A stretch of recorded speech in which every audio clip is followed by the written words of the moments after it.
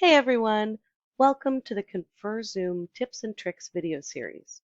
Today we're going to cover how to go through your ConferZoom settings to disable passwords that are automatically added to your recording. So this is a brand new feature that happened in early April 2020, where now all of your recording links have passwords set automatically. So I'm going to tell you how to undo those.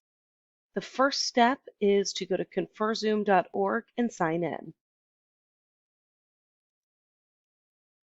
Once you've signed in, you'll click on your settings in the left menu. You'll have some default meeting settings, and then you'll have some default recording settings. That's where we're going to go. So you'll see there's 3 tabs at the top. One of them says recording.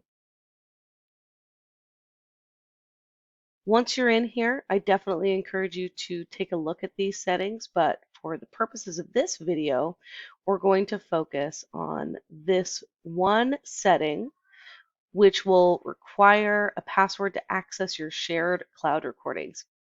If you don't want students to have to enter in a password, just toggle this option right here. That's all there is to it. Everything is saved automatically. If you have videos that were given a recording password, you can go in and change that here by clicking on recordings.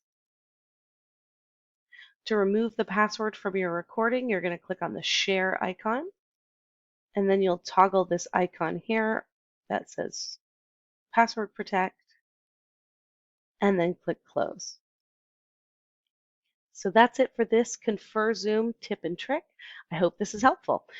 Feel free to check out any of our other guides at hartnell.edu/pdc/guides/ConferZoom. Thanks for watching.